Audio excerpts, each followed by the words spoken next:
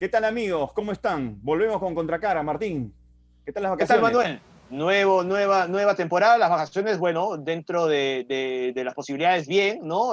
Por supuesto, con todas las medidas de seguridad por la pandemia, por Sí, supuesto. ahora más que nunca que han surgido una serie de variables del coronavirus y uno todavía no está muy seguro si de pronto las vacunas que han surgido van a ser efectivas. Dicen los fabricantes que van a poder dar respuesta, pero Bueno, vamos a ir ojalá, viendo, ¿no? Vamos a ir ojalá, viendo. porque hemos recibido la segunda ola con mucho más fuerza que la primera. Recuerda cuando nosotros empezábamos hace exactamente un año la temporada, la segunda temporada de Contracara, recién esto empezaba, ¿no? Creo que no nos hubiéramos imaginado un año después en la misma situación. Sí, ha sido un año duro el que hemos vivido, sobre todo acá en el Perú. Hemos tenido una serie de retrasos, decepciones en cuanto a la gestión con las vacunas. Y Totalmente justamente por cierto. ese tema, hoy tenemos un programa bastante especial, ¿no? Vamos a entrevistar, por ejemplo, al viceembajador de Israel, Hakim Maldenblum, ¿ya? Sí, Con él vamos a conversar sobre el exitoso proyecto que han tenido ellos con su vacunación, ¿no? Una muy exitosa exitoso. campaña de vacunación en Así Israel. es. Y también vamos a hablar con un especialista desde Chile, ¿no, Martín? Así es. Chile, que además es el otro caso de éxito, esta vez en la región, ¿no? Vamos a hablar con Claudia Cortés, que es infectóloga y además miembro del Departamento de Medicina Interna de la Universidad de Chile. Ella tanto el viceembajador de Israel como la doctora Cortés nos van a explicar más o menos cuáles son las características que han hecho estos dos países tener un proceso de vacunación bastante exitoso y creo que es un ejemplo para todos, ¿no? Sí, y además, Martín, es interesante señalar algunas cifras antes de pasar a las entrevistas. Sí, Primero, Israel. Israel es una población que tiene aproximadamente 9 millones de personas y ya Israel ha pasado el 50% de vacunados, que eso es importante, digamos, destacarlo. Lo siguiente, con Chile. Chile ha desplazado a Israel porque Israel está en el primer lugar como el país que vacunaba más rápido. Ahora es Chile, ¿no? Que está en el primer lugar y que ya tiene 5 millones de personas vacunadas. Chile tiene 19 millones de habitantes. así es, Y Manuel. ojo, para junio de este año, para el 30 de junio, el gobierno de Piñera se ha autoimpuesto tener ya vacunados al 70% de su población. Sería No son cifras menores. no, no son cifras menores. Nosotros en el Perú, que vamos sin duda alguna muy retrasados respecto a los datos que acabas de señalar, acabamos de pasar el medio millón de vacunados, ¿no es cierto?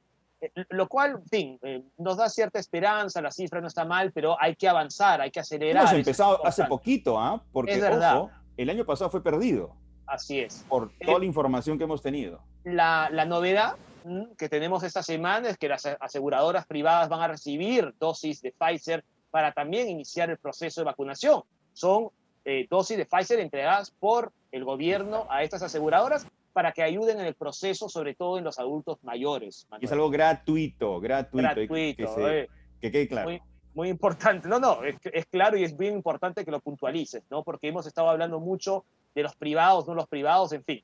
Esto es gratuito también, es simplemente una colaboración que van a realizar. Pero creo que el programa va a ser bien interesante, Manuel, porque como tú has dicho, dos casos muy alejados geográficamente, pero dos casos muy, muy exitosos. Y Uno, admirados, Martín, totalmente, admirados. totalmente. Chile es un país al que se le admira por su campaña de vacunación, no solamente aquí en la región, también de Europa, de Sí, Estados Unidos. Mira, en Europa van muy lentos con la vacunación en comparación con los muy lentos, chilenos. muy preocupados. Y te voy a decir una cosa más, nosotros deberíamos aprovechar que el Perú tiene una red de vacunación muy eficiente. Entonces no es el problema de la red de vacunación, el problema es que no llegan las vacunas todavía. Entonces ahí sin duda alguna el gobierno tiene que acelerar el paso.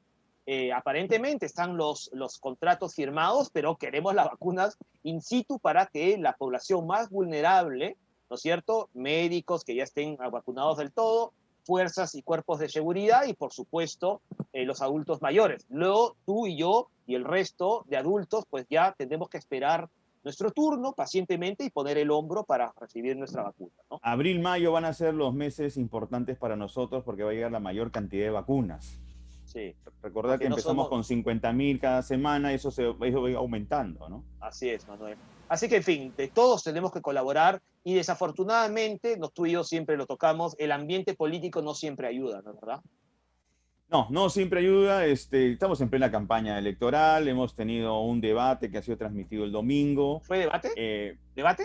bueno, formalmente fue un Ah, debate, ok, ok, sí, sí, formalmente. es verdad, es verdad. Eh, Lamentablemente, los candidatos no han mostrado fuste ni jerarquía, pero es lo que hay. Vamos a ver si en el transcurrir del día, perdón, transcurrir de los días, tenemos mejores noticias. Pero mira, Ojalá. ¿qué te parece si lo político lo dejamos para después Me parece buenísimo. Al y final del pasamos programa a los... hacemos Sí, hacemos un comentario sobre lo político. Me parece porque a buenísimo. pesar de todo, acá en el Perú ya se empezó a vacunar y eso es importante, porque tiene una proyección de sostenibilidad. Esto ¿Es no va a verdad? parar, No, no va no, a parar. es verdad. Y hay que tratar de ser lo más optimistas posible. Pero en fin, Manuel, vamos a empezar entonces, vamos a presentar ya la entrevista con la doctora Claudia Cortés, infectóloga, como decíamos, y miembro del Departamento de Medicina Interna de la Universidad de Chile.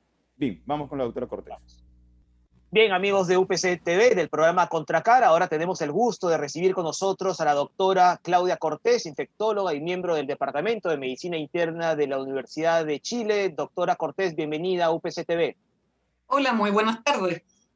Muchas gracias, doctora, por recibirnos. Fíjese, en el programa de hoy hemos estado revisando casos de éxito en los procesos de vacunación y Chile es sin duda uno de los países que mayor éxito ha tenido en la región y ha destacado, ¿no? Con un proceso exitoso.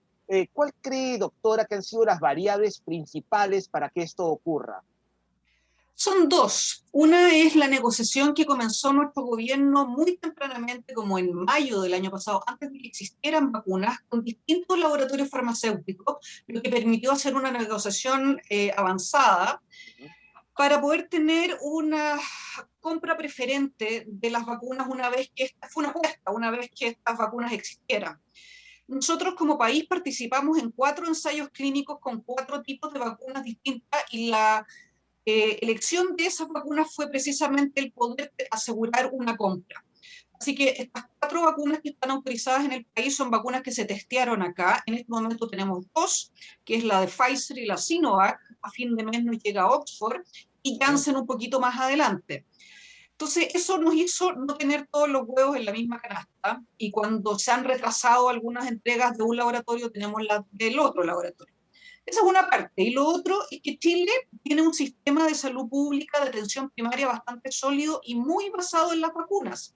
Nosotros tenemos una historia de vacunación muy sólida, hay muy poco rechazo a las vacunas y tenemos una logística que está montada de hace muchísimos años para vacunar a lo largo de todo el territorio nacional a los niños. Por lo tanto, no tuvimos que partir de cero, como sí ocurre en algunas otras partes de que han tenido que montar una logística muy grande. Por supuesto que nunca vacunamos el número de personas que se está vacunando ahora, pero eso ha funcionado muy, muy bien. Ahora, doctora Cortés, ustedes han pasado más o menos haciendo el cálculo de 250.000 personas vacunadas, incluso a 450.000 personas vacunadas. Que eso, si no me equivoco, también los está aproximando, si es que ya no han llegado a los 5 millones de personas que han sido vacunadas en Chile, ¿cierto? Sí, ya llegamos a los 5 millones, pero hay que aclarar que la vacuna solo sirve cuando hemos recibido las 2 dosis y hemos dejado pasar por lo menos 2 semanas, ojalá 3. Ese número está cerca de 1.800.000. Esta semana o la semana pasada partieron las segundas dosis de la población de riesgo. El personal de salud ya tenemos la segunda dosis puesta hace un buen rato ya, porque nosotros fuimos el primer grupo en vacunarnos. Y después se empezó a descalar por edad y por comorbilidades. Y la próxima semana ya partimos con la gente sana de 50 años para abajo y estimamos que a fines de junio vamos a estar terminando de vacunar a los poquito más de 15 millones de personas que implica nuestra, ojalá llegar al umbral de rebaño. Doctora, para redondear la idea que viene de mi pregunta, es cierto, una variable importante, central, fue la gestión oportuna y exitosa del gobierno del señor Piñera. Pero también a eso se complementa lo que usted ha explicado, este sistema de vacunación eficiente. Si no me equivoco, es un plan nacional de vacunación que viene desde el año 79, 78. Incluso antes, Pero, nosotros, pero, la sí, sí, historia de las vacunas parte con la viruela hace más de 100 años atrás, y después, por claro. supuesto, que cuando se forma el sistema de salud pública es en base a las vacunaciones, y es Y, del año 73, 76, ya se empieza a estructurar, tenemos un plan nacional de inmunización que es mayoritariamente para los niños, y que también desde hace unos años vacuna a adultos mayores, particularmente con influenza y para neumococo. pero a lo que iba, disculpe doctora que la corta, a lo que iba es cuáles son los puntos centrales de este sistema de salud que incluso a nivel primario es sumamente eficiente. ¿Cuáles son en todo caso las grandes fortalezas de este sistema? Creo que hay un tema cultural, está muy enraizada la cultura de las vacunas en Chile, tenemos tasas de vacunación bastante buenas, han caído un poquitito igual que en el resto del mundo. Una de las cosas muy importantes es que la vacuna es una de las pocas, y si no mal recuerdo, la única actividad médica que es gratuita y democrática y transversal para toda la población. Si tú vives en el barrio más acomodado o en el barrio más pobre, recibes la misma vacuna, te la coloca el gobierno, no importa si tu sistema de salud es una aseguradora privada, es la misma vacuna para todos y para todos es gratis. Entonces, eso marca una diferencia y eso ha sido siempre así. Doctora Cortés, hace unos minutos usted señaló que en Chile hay poca oposición a las vacunas en general. Pese a eso, y sobre todo con algunas noticias que hemos tenido del exterior, el gobierno chileno ha tenido que reforzar de alguna manera la política de comunicación a favor de esas vacunas, en el caso de Sinovac y luego de las otras farmacéuticas. Tal vez también la de Oxford AstraZeneca, que ha tenido ciertos problemas, y digo ciertos problemas, en Europa, ¿no? Ha habido, la verdad es que sí, hay algún grado de avisaje publicitario y de llamar a vacunar. Cuando esto partió, nosotros partimos vacunando al personal médico para Navidad, el 25 de diciembre, pero el plan masivo para el resto de la población partió los primeros días de febrero. Uh -huh. Las encuestas decían que había como un 40% de gente que no quería vacunarse. Básicamente estaban esperando a ver qué pasaba, pero ya Claro. ese porcentaje ha bajado muchísimo.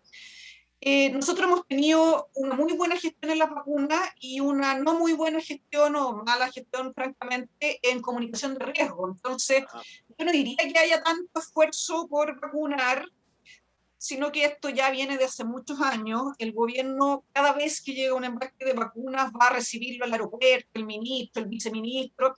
Y la verdad es que eso nos está generando problemas, porque en este momento nosotros estamos en una segunda ola que es bastante superior a la primera. Y eso porque hubo un grado de exitismo, de decir, bueno, ya llegaron las vacunas, esto se acabó. Y la verdad es que eso no es así. Esto se acaba cuando estemos el 80% vacunados con las 2 dosis, haya pasado un tiempo, y depende de las nuevas variantes que estén apareciendo. Ahora, Entonces, ahí tuvimos un problema bien importante, en que se claro. relajaron las medidas, vino el verano, repetimos el mismo patrón que le pasó a Inglaterra, por ejemplo, que después del verano aumentaron los casos muchísimos, que es en lo que estamos ahora, que es una situación que no es tan paradojal, de que tengamos muchas vacunas, pero a la vez muchos casos, porque la vacuna no es la solución, es un elemento más de protección. Sí, porque ustedes han venido teniendo una campaña de vacunación exitosa, pero a la par el gobierno dio libertades para que la gente se movilice en vacaciones de verano.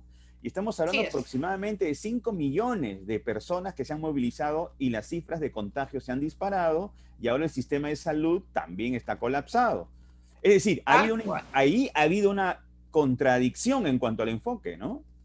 Absolutamente. Nosotros como entes técnicos, yo soy vicepresidente de la Sociedad Chilena de Infectología, lo hablamos, lo dijimos, la verdad es que era muy arriesgado, entendemos que había que revitalizar la economía, entendemos que la salud mental es fundamental y nosotros tuvimos cuarentenas muy, muy largas, pero abrir estos permisos de vacaciones para que la gente se moviera libremente dentro de Chile durante tiempos bastante largos y un número de permisos enorme, más de 5 millones de personas, generó esto, más el cansancio de la población de no dejar de usar la mascarilla, dejar de cuidarse.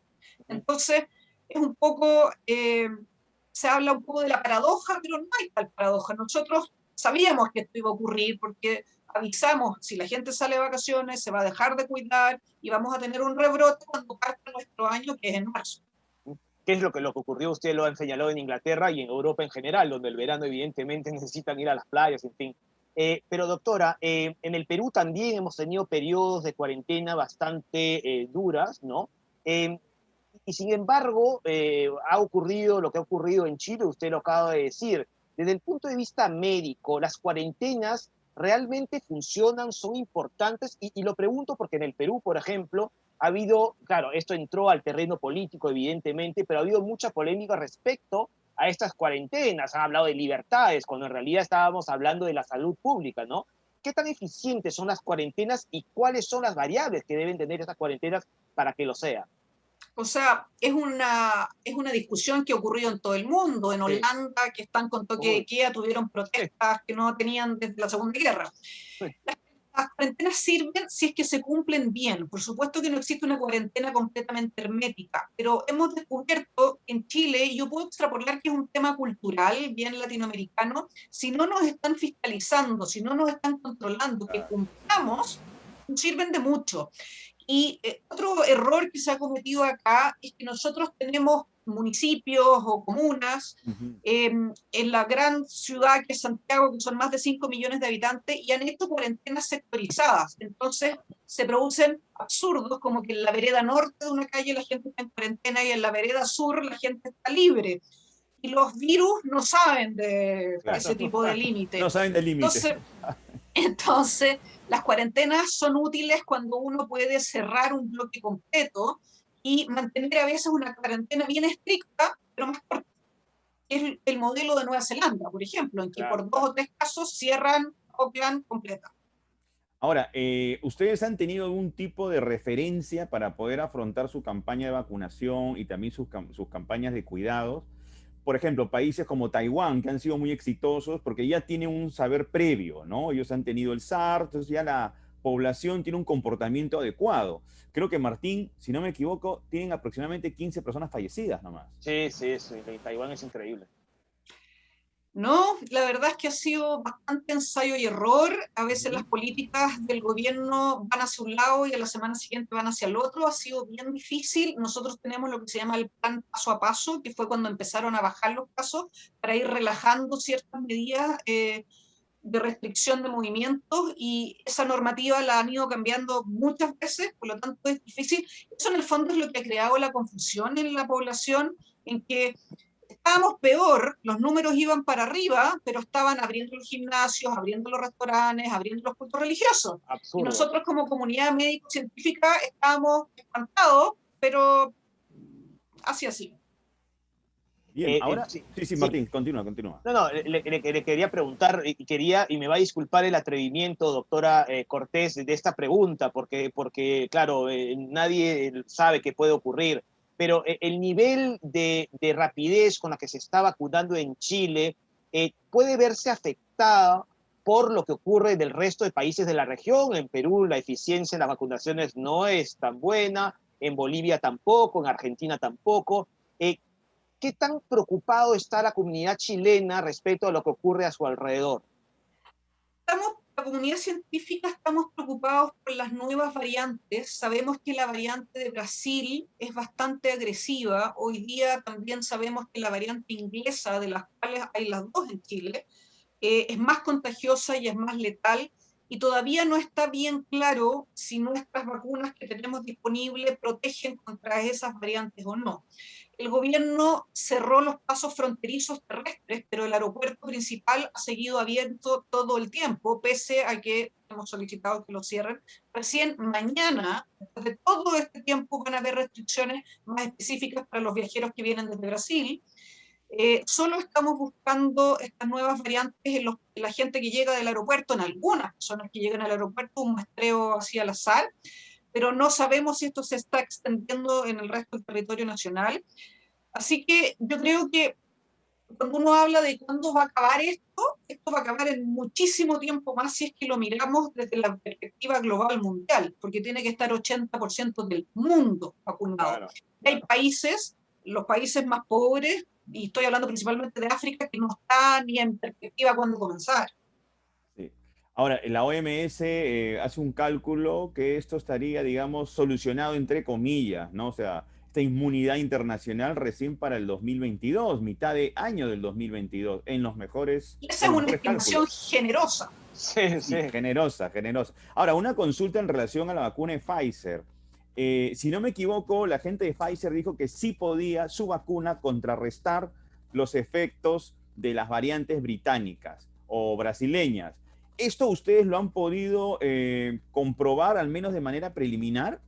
No, nosotros como académica de la Universidad de Chile vamos a partir ahora muy pronto, estamos esperando las últimas aprobaciones para poder probar en vacunados chilenos las distintas variantes. Bueno, ojalá haya suerte. Doctora, ¿por qué usted ha mencionado antes que el gobierno chileno no ha hecho mucho caso a las recomendaciones digamos, de las asociaciones científicas o médicas? Y esto no es una excepción, digamos, en el resto del mundo también ha ocurrido. ¿Por qué los políticos o los gobiernos tienen tanto temor en hacerle caso a los que realmente saben de esto, que son justamente las comunidades científicas? ¿Por qué tanto miedo a la ciencia? A ver, yo no sé si es miedo, lo que pasa es que yo afortunadamente no estoy en esos zapatos de tomar este tipo de decisiones, porque Es es muy verdad, es verdad. complejo balancear los datos epidemiológicos y biológicos que tenemos versus cerrar un país completo y qué pasa con la economía o qué pasa con la gente que si no sale a trabajar día a día no tiene cómo comer. Así es. Entonces, es una decisión súper compleja y a ratos uno siente que se está priorizando más la parte económica, pero por otro lado, si no, viene una debacle con hambruna para el futuro. Pero yo solo puedo ver y dar mi opinión técnica desde el punto de vista sanitario. Y desde el punto de vista sanitario, no siempre se toman las decisiones más correctas desde mi mirada. Claro. No tengo el cuadro general. Uno lo intuye, por supuesto, pero a veces hay algunas medidas absurdas, como lo que yo les decía, los números van para arriba, pero los moles y las tiendas siguen abiertas, o teníamos cerrados los gimnasios y ahora los abrimos. Entonces, no es la medida. De nada sirve Es pues, todo el verdad, esfuerzo. no es una buena época para ser autoridad, también hay que reconocerlo, ¿no? Ahora, otro aspecto que nos preocupa a nosotros es la proyección en el tiempo. La inmunidad de estas vacunas, por lo que se ha dicho, que van a durar 8 meses, 9 meses, y de No ahí... sabemos, la verdad es que no Ah, sabemos, porque los estudios, aquí hay dos grupos de personas, los que se vacunaron en los estudios cuando se estaba demostrando la eficacia, esa gente sigue en seguimiento, pero se les toma mensualmente o cada 2 meses muestras para saber si esta vacuna sigue siendo útil, y eso en general en los estudios se hace por 2 años. El resto, lo que nos vacunamos no como parte de un estudio, no sabemos, tenemos que esperar esos resultados. Uno lo puede extrapolar con otras vacunas respiratorias, como es la vacuna de la influenza, que uno tiene que revacunarse año a año. Es bien probable que esto llegue a ser así, pero no hay una respuesta todavía precisa. Bueno, eso es lo que nos mantiene un poquito en la incertidumbre, porque va a terminar esa inmunidad y de ahí vamos a tener que volver a comprar vacunas. Es decir, ya los gobiernos tendrían que tener mapeado de aquí a 1 año, 2 años, la adquisición de nuevos lotes. Constante, claro. Y supongo que los laboratorios en este momento están potenciando las vacunas que ya están en el mercado, porque hay nuevas variables. Y hacia ahí va mi pregunta. ¿Estas nuevas variables nos pueden arruinar la vida? Sí, claro, es lo que decía hoy día Angela Merkel, que ellos están enfrentados a una nueva ola de una cosa nueva, porque la variante inglesa es bastante distinta, y por eso los laboratorios ya están trabajando desde hace un buen rato en las vacunas versión 2.0, y que incorporan las nuevas mutaciones y las nuevas variantes inglesas, sudafricanas y brasileñas. Hasta el momento son esas 3 las de preocupación, pero eventualmente van a haber más, porque los virus mutan. Eso es lo que hacen los virus. Ojo, ya está la nigeriana, ¿eh? Ya en Europa se está hablando de la variante nigeriana. Así es. Bueno, en fin. Tengamos suerte y hayan buenas vacunas para contrarrestar estas variantes. Pero Manuel y Martín, mientras a ustedes les llega la vacuna y a mis compatriotas y a todo el mundo les llega la posible vacuna, todos tenemos una vacuna a mano. Es una vacuna que sirve mucho, que por supuesto yo le llamo vacuna, pero si en verdad nos lavamos las manos, usamos la mascarilla correctamente y mantenemos una distancia o evitamos las aglomeraciones, eso es muy efectivo. Lo que pasa es que la gente está ya aburrida de escucharlo, pero funciona bien si uno lo cumple y uno puede evitar enfermarse de forma bastante razonable con esa vacuna mientras esperamos la verdadera vacuna. Doctora, sí. Dale, lo quería redondear solamente el tema de la utilización de las mascarillas de manera correcta. También de los protectores faciales. Es decir, si una persona sale a la calle con doble mascarilla, porque con el tema de las nuevas variantes hay mucho temor, doble mascarilla y su protector facial, el riesgo de contagiarse se reduce al mínimo. Muy, muy bajo. Pero el protector facial no sirve sin mascarilla. Lógico, claro. Tienen que ir siempre juntos. Así es. Al final el ser humano es el mismo en Chile, Perú, en Europa, en Estados Unidos, y lo digo porque los errores de la gente saliendo a las playas, a las fiestas, acabo de ver en el noticiero español 500 fiestas ilegales durante el fin de semana en Madrid, solo en Madrid, 500. El ser humano a veces es un poquito contradictorio. Martín, y las playas de Miami. Ahora de mismo, terror. Sí. Así es.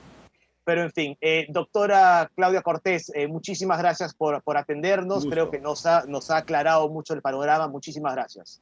Muchas gracias a ustedes por la invitación y a seguir cuidándose. Así es, muy amable, gracias. Muchas gracias. Luego.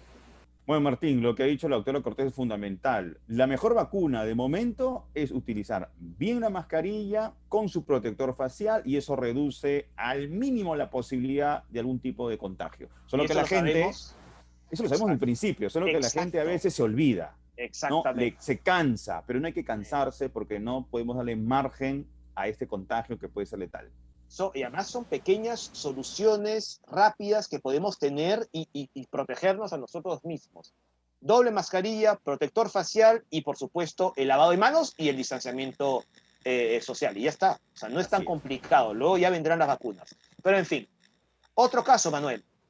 Bueno, otro elemento interesante de la entrevista con la doctora Cortés es justamente que lo político muchas veces empieza a petardear la buena labor de los científicos. O sea, Chile está teniendo una campaña exitosísima, notable, y de pronto pues flexibilizan el tránsito de las personas, 5 millones de personas transitando, movilizando por vacaciones, y todo eso todo ese esfuerzo se ve un poco opacado, ¿no? Así es. Pero en fin, ellos están lidiando con sus problemas. Y más bien ahora, Martín, te invito a escuchar otra entrevista importante que hemos realizado, ¿no? Hakim Meldenblum, vice embajador de Israel en el Perú, él nos va a hablar de la experiencia israelí, que es otra experiencia interesante para analizar y compartir. Él está en Israel ahora, ¿no? Él está en Israel, aunque vive en Perú, pero está en Israel ahora mismo, así que vamos en cuarentena además, ¿no? Sí, en cuarentena, de verdad. Nos lo contará. Conversamos con él.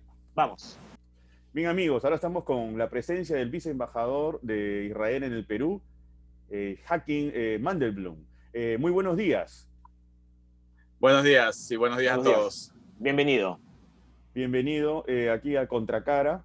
Una de las primeras interrogantes que teníamos acá con Martín era acerca de cómo ha sido este proceso de vacunación en Israel que llegó a las 300.000 personas vacunadas por día, que ha sido, ¿no?, un número bastante considerable y que ahora, a estas alturas de marzo, Israel ya tiene un poco más del 50% de personas vacunadas. Actualmente incluso nos estamos acercando al 60%, estamos en prácticamente el 60%. Y básicamente empezó mucho antes de la vacunación, si lo puedo decir de esta forma. Originalmente Israel fue uno de los primeros países en negociar las vacunas y también muchas de las cosas relacionadas con su sistema de salud fue lo que le permitió realmente llegar a las vacunas de forma rápida. Parte de lo que se logró hacer con Pfizer es el hecho de que al nosotros poder ofrecer datos estadísticos que pueden demostrar la función de la vacuna, entonces era mucho más fácil poder cerrar el contrato antes. Entonces, básicamente en Israel hay cuatro proveedores de salud grandes, hay más, pero básicamente es un sistema híbrido entre salud pública y salud privada en el cual tienes casas de salud, si se puede decir de esa forma, y todas estas tienen sistemas digitales por completo para que los pacientes puedan tener los datos de forma constante en el sistema. Entonces, por ejemplo, yo puedo entrar en la parte norte de Israel, podemos decir en cualquier ciudad en el norte, por ejemplo, Haifa, y podría entrar también en una clínica en Eilat, que es la parte más sur de Israel, y pueden siempre tener los datos. Entonces, básicamente eso permitió también mucho el hecho de que la vacunación fue mucho más rápida. En el momento que llegan las vacunas, Entonces tienen set de prioridades. Por ejemplo, todos los pacientes que tienen más de 60 años, puedes invitarlos para que vengan a las vacunas. Tienes los teléfonos de las personas. Inmediatamente sale automático un mensaje para cada persona mayor de 60 años para que pueda llegar a vacunarse. Luego pasas a personas menores de 50, mayores de 50. Entonces tienes el mismo proceso. Personas que tienen situación de riesgo, tienes en el sistema todo básicamente integrado de forma en la cual puedes hacer las acciones muchísimo más rápidas. Claro. Ahora, señor Mandelblum, lo que usted nos está diciendo en realidad también es que antes de la pandemia, antes de, no sé, marzo del año pasado, Israel ya tenía una red de atención primaria muy eficiente para saber dónde estaba cada uno de sus ciudadanos. Israel, sí, en sí nuestro sistema de atención primaria es un sistema de atención en las comunidades. Entonces, básicamente, eso fue una de las grandes ventajas que hubo, además del hecho de que es algo digital. Es decir, nuestro sistema es altamente digitalizado y constamos con constante control, se puede decir de esa forma, a nivel de que el gobierno central también tiene forma de poder ver todos los datos integrados. Claro. No solamente una aseguradora, me imagino que para el Perú sería, por ejemplo, si puedes ver de salud solamente, sino de verdad de todos los sistemas de salud que hay en el país. Al final se pueden sacar estadísticas exactas, se puede ver, por ejemplo, efectos secundarios, se puede ver si a nivel poblacional hay diferencia en cómo está actuando contra la vacuna. Por ejemplo, después de la vacunación, ya actualmente estamos una R por debajo de alrededor de 0.6, perdón. Bajo, entonces, puedes ver todos los cambios a medida que van ocurriendo, porque tienes un sistema integral de salud que permite ser un sistema digital e integral que permite realmente que todo se pueda observar y puedes realmente hacer control estadístico. Es decir, tienen un solo padrón. Es decir, tenemos cada casa de salud puede tener su propio padrón, pero todos los padrones están integrados. Tenemos un solo padrón al final que es manejado por el sistema de salud central y tenemos un sistema de salud que también coopera constantemente de todos los brazos. Es decir, el sistema de seguridad también coopera con el sistema de salud. Por ejemplo, en Israel, por ejemplo, los hoteles de COVID, de pacientes de COVID, son en parte manejados también por lo que es llamado en inglés el Homefront Command, que es equivalente como una Guardia Nacional o como un INDECI, ¿ok? Tienes también, entonces, al final todos los sistemas hablan, también por ejemplo el sistema de cultura, educación, al final todos hablan y todos se integran para poder dar una respuesta al COVID de la forma más efectiva posible y también para la vacunación. Dentro de Manuel, todo, por ejemplo, sí. Manuel lo preguntaba también porque justamente es uno de los grandes problemas que tenemos en Perú. Tenemos varios padrones que desafortunadamente no están integrados, ¿no es cierto? Y a veces incluso hay dobles ciudadanos, o mejor dicho, dos veces el mismo nombre en diferentes padrones, ¿no? Entonces la confusión es altísima. Lo que ha conseguido Israel es, digamos, un ejemplo de cómo el padrón puede integrarse, no solamente en lo de salud, sino en temas también de seguridad, ¿no? Sí, es decir, básicamente la idea es trabajar en forma en la cual todas las oficinas cooperan y todas las oficinas hablan. Claro. ¿Ok? En Israel, por ejemplo, hay algo llamado centros, se puede decir centros de control en diferentes niveles del país. Y al final lo que ocurre es que no tienes solamente un centro de control del sistema de salud. En la misma mesa también se puede sentar la policía, se puede sentar también, por ejemplo, hay decisiones que son tomadas, por ejemplo, con el sistema de educación. Entonces, los profesores fueron también entre los primeros en vacunarse para poder reactivar el sistema de educación. Entonces tienes toda esta clase de cosas que permiten una activación mucho más rápida y una vez que llegas también a un nivel de vacunación suficientemente alto, una vez que se pasa como que pasamos por alrededor del 50% de población vacunada, entonces puedes empezar con cosas, por ejemplo, el pasaporte verde. Puedes hacer dos sistemas alternativos en el cual estás vacunado, puedes entrar ahora a actividades culturales o diferentes cosas que no están disponibles para la población general, pero no estás vacunado, entonces tienes las cosas básicas que puede ser el supermercado y todo el resto de las cosas de acuerdo a lo posible, o te tienes que hacer una prueba de corona de COVID constantemente para mostrar que no tienes el virus. Ahora, viceembajador, quisiera preguntarle acerca del primer ministro Benjamín Netanyahu. El CEO de Pfizer dijo públicamente que el primer ministro israelí lo llamó aproximadamente 30 veces para cerrar el trato con Pfizer. Esto habla de una determinación del primer ministro israelí. Es decir, lo que le quiero preguntar es hasta qué punto el papel individual de su primer ministro ha sido clave para cerrar el trato con Pfizer. Mira, yo creo que todo lo que es relacionado con las cabezas de Estado, siempre hay cosas que se hacen a nivel de cabeza de Estado y que pueden ser relevantes. Y al final hay que tomar decisiones, hay que hacer las cosas de acuerdo a la decisión requerida. Pero al final, sea lo que sea, no solamente puede ser trabajo de un primer ministro. Lo que quiero decir es, sí, es cierto y es sumamente importante el establecer que esta clase de negociación al final tienes que insistir y tienes que hacer que las cosas funcionen. Pero detrás de todo hay también un sistema de salud que es sumamente fuerte. Claro. Están todo lo que es diferentes entes que se encargan de negociar, se encargan de diferentes partes. Y bueno, es cierto que hace falta la decisión y eso creo que es importante el crédito para el primer ministro de llamar, hacer levantar el teléfono y hacer las cosas para poder obtener las vacunas. Pero detrás de todo también hay un sistema sumamente grande que es todo el gobierno. Bien. Señor Mandelblum, ahora que Manuel menciona la participación del primer ministro Benjamin Netanyahu, yo quería hacerle una pregunta porque la entrevista que estamos haciendo con usted coincide además con unas nuevas elecciones legislativas en Israel. Por cierto, las cuartas en 2 años.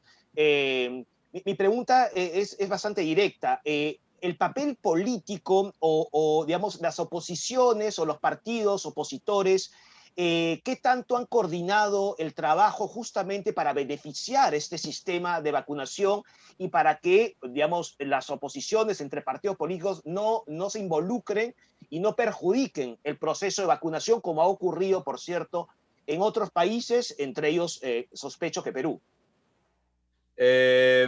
No me voy a meter con lo que ocurre en otros lugares, yo soy solamente la parte israelí. Al final los ciudadanos son de todos, perdón que lo diga de esta forma, es decir, también quien está en la oposición entiende que tiene una población ciudadana que necesita protegerse y que necesita vacunarse. ¿Ok? Independientemente de a qué población exactamente es tu base de tu partido, al final todos se tienen que vacunar. Y eso no solamente protege a las personas que sean tu base, sino protege a todo el país, que al final, mientras más cantidad de personas se vacunan, tienes protección de lo que se llama protección, creo que en español de rebaño. Espero que no funcione. Inmunidad de rebaño. Exacto, inmunidad de rebaño. Eso. Ok. Entonces es algo crítico. Lo que sí ha habido mucho que es muy relevante es, y creo que eso es muy relevante también para el Perú, nosotros hicimos también en conjunto con, por ejemplo, Innovate y con el BID de la Universidad Pacífico, el hackathon de Vacúnate Perú. Queríamos ver cómo se puede lograr importar parte de lo que ha funcionado en Israel para el Perú, para que se hagan tecnologías. Y parte de lo que nos hemos dado cuenta en Israel es muy importante que las autoridades den el ejemplo y que constantemente estén involucradas en el proceso de vacunación. Por ejemplo, en Israel uno de los principales predictores de si tu campaña de vacunación es efectiva o no es hasta qué punto hay confianza en las autoridades, hasta qué punto también las autoridades están involucradas para intentar mejorar la vacunación. Hay algunos casos en los cuales aspectos culturales pueden trancar la vacunación o hacerla un poquitico menos efectiva la campaña, pero al final lo más importante es que una vez que logras usar estas cosas, que las autoridades estén al tanto y que intenten impulsar esta vacunación, porque si no es muy, muy difícil avanzar, sea quien sea el partido político que esté en la... En relación al tema de la mejora del pueblo de Israel a partir de la vacuna, esta mejora de salud, ustedes han dispuesto ya a reabrir ciertos centros comerciales para tratar de llegar a una normalidad. Es más, se está expidiendo un documento llamado el pasaporte verde, que se les entregan a los establecimientos comerciales para que puedan funcionar después de una semana de aplicada la segunda dosis. ¿Cómo es este procedimiento en adelante? ¿Cuánto tiempo dura este pasaporte verde y cómo se tramita y qué garantías también hay que entregar? Ok, básicamente al estar el sistema de salud todo integrado, y digitalizado. En el momento que tienes 2 vacunas, ya se sabe que tienes 2 vacunas. Y lo que hace el Estado es incluso por una página web sumamente rápido, puedes entrar casi 10 minutos o menos, te toma sacar un pasaporte verde si hiciste todas las cosas. ¿Ok? Y al final lo que haces es enviar una petición, ven que todo está en orden, recibiste las 2 vacunas y te dan un pasaporte verde. ¿Qué es lo que implica esto? Es también un incentivo. ¿Quieres ahora ir a un concierto? Los conciertos están abiertos solamente a personas que tienen pasaporte verde. O en algunos casos se piensa hablar sobre personas que tienen el chequeo muy reciente de COVID. ¿Ok? Al final es también un incentivo. Ahora, ¿qué es lo que es? Básicamente te dan un código, ¿ok? Como un código para escanear en el teléfono. Pueden chequear que te vacunaste 2 veces y puedes entrar a las actividades. Y eso ha sido gran parte del éxito de la reactivación económica, porque la mayoría de los centros comerciales ya están abiertos, sino por decir, creo que a nivel por lo menos de capacidad de poder abrir, todos están abiertos, ¿ok? Y ya actividades culturales están empezando a funcionar. Todo es parte de un plan de poder reactivar económicamente lo más rápido el país. Porque en el momento que ya estás vacunado, el riesgo se reduce de una forma muy drástica. Incluso después de que abrimos el país, durante las primeras semanas de vacunación, hubo incluso una alza por la llegada de la variante inglesa al país y se requirió un cierre. Pero incluso ya estamos a varias semanas que terminó el cierre, reabierto por completo el país, y la R, que es el coeficiente de infección, es decir, la cantidad de personas que están infectando, si una persona infecta cuántas o similar, está bajando de forma constante. Hace una semana estaba 0.9, actualmente está en 0.6, y básicamente eso implica que las vacunas están funcionando y por ende, una vez que tienes suficientes personas vacunadas, puedes reactivar la economía. Las elecciones, quería volver un momentito a las elecciones de esta semana, señor viceembajador. También sí. La vacunación ha tenido que ver con este proceso, me refiero a los sistemas de seguridad, por ejemplo, sanitaria, que han exigido a los votantes. Lo pregunto porque también sería un buen ejemplo para lo que nosotros vamos a vivir en unas semanas. Yo creo que incluso voy a expandir un poquitico a nivel de las elecciones, porque creo que ha sido un gran ejemplo de cómo, por lo menos en mi opinión, como también con una persona que tiene especialidad en salud pública, estudié mi máster en salud pública, de cómo realmente es una forma correcta hacer elecciones en una pandemia. Primero que todo, hay todas las elecciones fueron modificadas para que sea lo más seguro posible, personas están separadas. Si tienes pasaporte verde o si no estás infectado con COVID, tienes algo llamado el estándar morado, que fue lo que básicamente ocurrió en Israel hasta ahora. Separación, máscaras, ¿ok? Y constantemente higiene de manos. Y básicamente puedes entrar, votas. Esparcieron mucho los centros de votación para que la cantidad de personas en cada centro sea mucho menor. Agregaron protecciones para las personas que ven las votaciones. Al final solamente entregas por una ventanilla lo equivalente a tu DNI, ¿ok? Te ven el DNI, confirman que eres tú, pasas a votar y básicamente eso es como la mayoría de la población está votando. Ahora, personas que están en cuarentena, ¿ok? O puedes ir tú con tu carro privado o te envían un transporte te buscan y te pueden llevar a un centro de votación. En el centro de votación, básicamente, haces el mismo proceso, solamente que las personas que están en el centro están mucho más protegidas, ¿ok? Para que no de repente hayan contagio. El centro está construido de forma un poquitico diferente, ¿ok? Para evitar contagios y para evitar también conglomeraciones del centro. Ahora, una vez que pasas, es decir, esas son las personas que tienen cuarentena. Las personas que son positivos para COVID, hay casillas de votación en los hospitales y también hay opción para poder llegar a un lugar que básicamente te permiten votar, pero es únicamente para personas que son positivas. ¿Ok? Claro. De esa forma también logras crear un diferencial que permite que no se haga mayor cantidad de contagio y que disminuye los riesgos, porque las personas que tienen más riesgo, que son las personas o en cuarentena o que están infectadas, votan en lugares completamente aparte. Ah, ok. Otra cosa que han hecho, por ejemplo, abrir en el aeropuerto un centro de votación.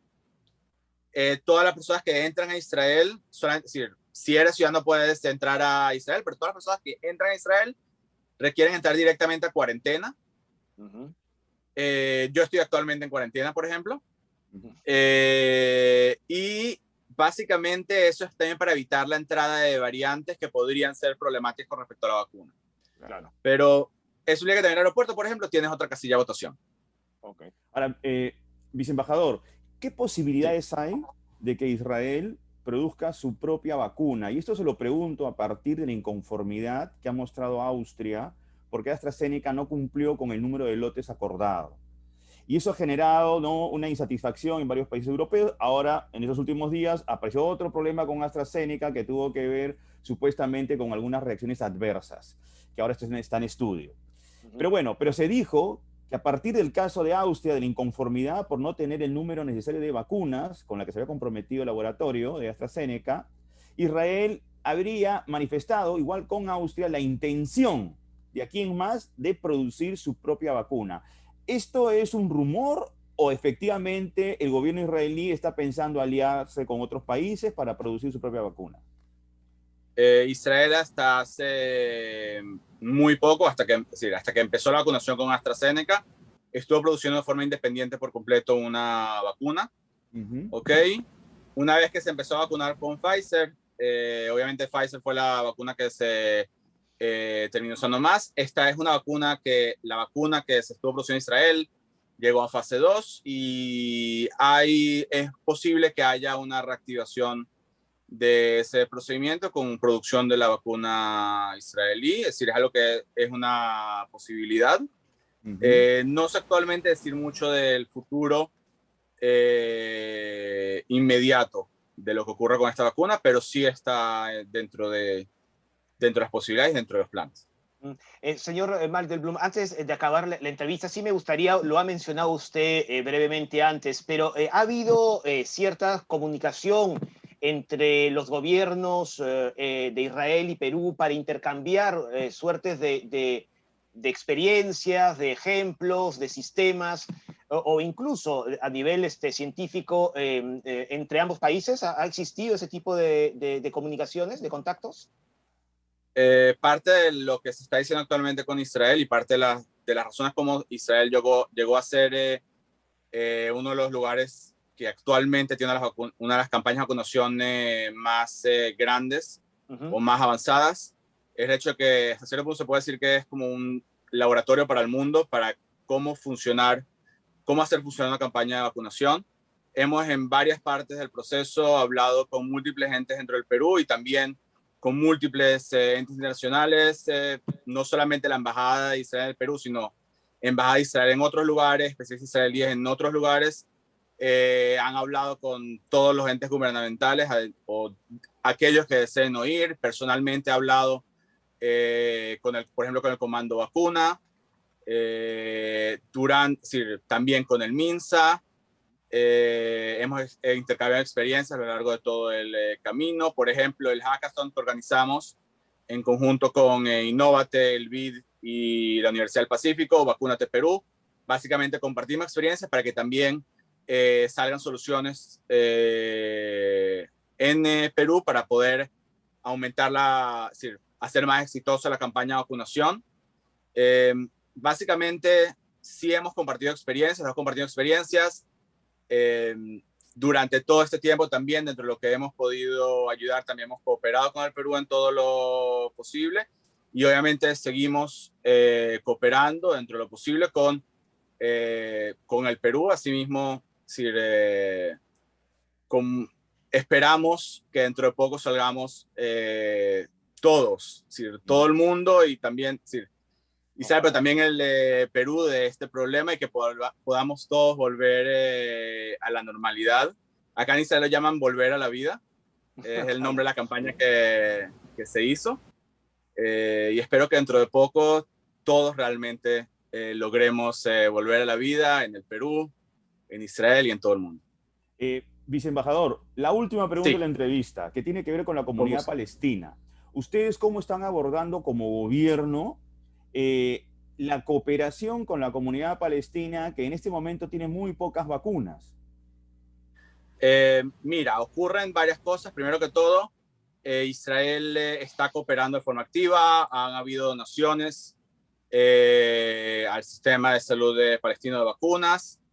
Incluso personas de altos rangos palestinos recibieron vacunas, personas que están dentro de aquellos que están en grupos de riesgo palestinos recibieron vacunas, incluso israelíes, y ha estado transfiriendo vacunas que llegan a Israel a los territorios palestinos. También, por ejemplo, todos los trabajadores que entran a Israel desde los territorios palestinos. Están vacunados, sí, eso sabemos que básicamente están vacunados. Han sido vacunados también porque Israel está vacunando a estas personas con vacunas, incluso por la parte israelí. Dentro de todo hay que entender que después de Oslo, parte del acuerdo es que los palestinos son responsables de su sistema de salud. Los palestinos también decidieron negociar sus vacunaciones de forma independiente. Ellos tienen Sputnik 5 de Rusia. Uh-huh. Sí, tienen también Sputnik 5. También, por ejemplo, de Israel no siempre han tenido Sputnik. Por ejemplo, los trabajadores palestinos que entran a Israel han sido vacunados con Moderna, por ejemplo. Uh-huh. Hay múltiples casas vacunas que están entrando dentro de los territorios palestinos y básicamente Israel ha estado cooperando para que eso sea así. Entonces, sí, es decir, puede haber acá o allá diferencias o papeleos o cualquier clase de cosas, pero dentro de todo Israel ha estado coordinado y cooperando con el hecho de que también la población palestina se vacune. Okay, bien. Le agradecemos mucho su presencia, viceministro. Ok, muchísimas gracias. Viceministro Hakeem Mandelblum, viceembajador. Muchas gracias por el elogio. El ascenso. Muchísimas gracias, muy amable. Bueno, un gusto. Hasta luego. Y bueno, gracias. Chao. Bien, Manuel, bueno, acabamos de escuchar la entrevista con Hakeem Mandelblum, que como tú mencionaste es viceembajador de Israel en Perú, y creo que nos ha narrado, tal y como ocurrió en la primera entrevista, un nuevo caso de éxito, porque existe una red muy exitosa de información, tanto del cuerpo médico, pero también de la seguridad, en fin. El país, Israel, es un país pues extraordinariamente tecnologizado, ¿no es cierto?, en el sentido que tiene toda la información disponible, ¿no?, de todos los ciudadanos. Bueno, el Estado de Israel históricamente siempre ha sido muy eficiente. Sí, muy eficiente. Es más, esa eficiencia los ha ayudado a sobrevivir en la zona, además.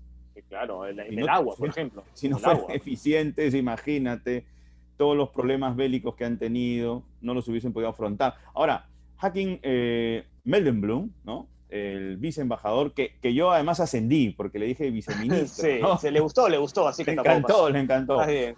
Ha dicho algo también muy interesante en relación a cómo ellos se organizan. Claro, es un país de 9 millones de habitantes, también hay que considerar eso. Pero eso no significa que tenemos que menoscabar la eficiencia, porque tienen un sistema muy eficiente para identificar también a sus habitantes.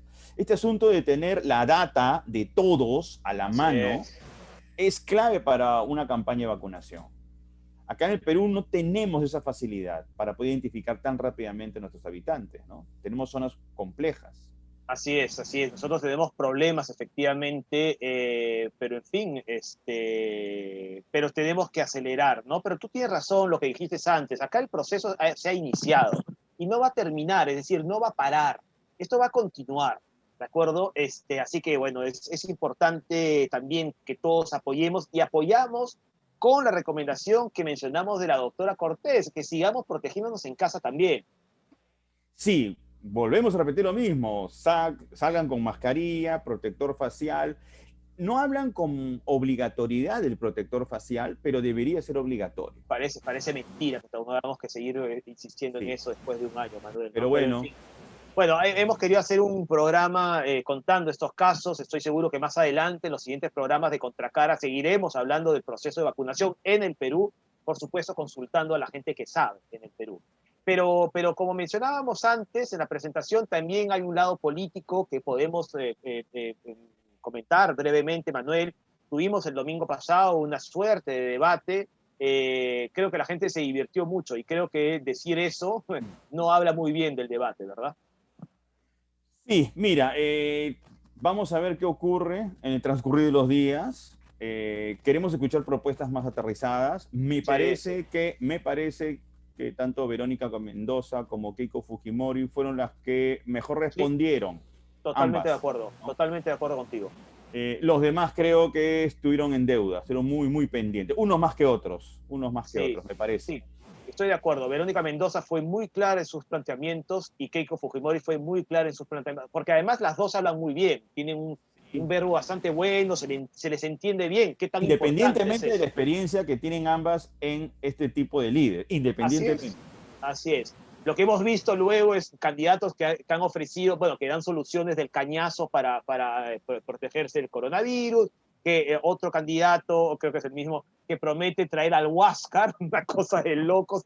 El Huáscar y el tema Chile ha entrado en campaña, qué peligroso. Es un tema finalizado, no tiene nada que ver con esa campaña. Es un nada que populismo, ver. pues, es un populismo. Exactamente, ¿no? No, y creo que el mismo candidato no tenía muy en claro el tema de la fibra óptica. Así es, así es. Lo terminaron corrigiendo, ¿no? Y otro candidato que parece que leyera un guión. Sí, sí. Entonces, a mí lo que no me gustó aquella parte de las preguntas, ¿no? De cuál es tu color favorito. La verdad que creo que no se habló de educación, por ejemplo, en aquel debate. No se habló de educación, Manuel, en un año de pandemia, en autoeducación virtual. No se ha hablado de ciencia. No se ha hablado de la ciencia es la salvación para que el país pueda prosperar también económicamente y podamos blindarnos de lo que se viene. Es decir, la pandemia es un gran problema, pero ojo, toda la afectación que hay en el medio ambiente también se va a ver traducida en catástrofes. Así es. Bill Gates ya ha pronosticado que ese va a ser el próximo problema que la humanidad va a tener que afrontar. Y los países más pobres justamente son los que van a pagar los platos rotos. Entonces, bueno, creo que hay que ir pensando en potenciar nuestra ciencia, darle mayor inversión, organización. Si lo contrario, vamos a estar rezagados. Tienes toda la razón. Y lo que tenemos que potenciar son las propuestas. Me hubiera gustado en aquel debate, sí es verdad que hubo razones explicadas, a gente que también tiene propuestas claras, como el señor Guzmán, como el señor Bengolea, como el señor De Soto, que creo que en fin, gente respetable. Ahora, De Soto estuvo en otro canal, ¿ah? Sí, claro, y el señor López Aliaga estuvo en el 2 también, sí, al mismo tiempo, pero López Aliaga había sido invitado. De Soto estuvo con Bailey. Así es. De Soto estuvo con Bailey y López Aliaga estuvo con Mónica Delta en el 2. Efectivamente, ¿no? Pero en fin, vamos a ver qué nos depara. Ojalá que el nivel suba un poquito, ¿no? Más allá de que si invitaron a mi esposa o qué sé yo. Sí. En fin. No me quiero equivocar, también después lo vi en el 2 con ella. En fin, bueno, parece que Soto se ha movido muy bien en cuanto a sus relaciones públicas con los medios, ha estado en 2 canales y bueno. Debemos escuchar a todos. Debemos escuchar a todos. Hay que escuchar a todos. Pero ya se vienen los debates del Jurado Nacional de Elecciones y por supuesto tendremos que estar muy atentos todos. Pero Manuel, son masivos, ¿ah? Y tenemos que votar, ir a votar a conciencia. Ojo, no olvidemos que hay una elección legislativa que es fundamental para la gobernabilidad de un país. Y me refiero justamente a los últimos 5 años donde el Ejecutivo ha estado tan desestabilizado justamente por el Legislativo, ¿no? Estos congresos atomizados son sumamente peligrosos. Así es. Pero bueno, llegará su momento de verlo y analizarlo, pero es clave que la gente tiene que ir a votar protegida. Eso es algo muy importante porque la carga viral va a ser gigante. Así que la gente tiene que ir protegida, mascarilla, protector facial, votan y se van a su casa. Gel, alcohol y todo lo que sea. Y a esperar lo que el destino nos depara. Bueno, parte de la democracia, ¿verdad? Así es. Bueno, pues Martín, nada, Manuel. Sí. Nos vemos la próxima semana. Así es. Chao, Manuel, y chao a todos. Cuídense. Listo. Bye, bye. Chao. Chao.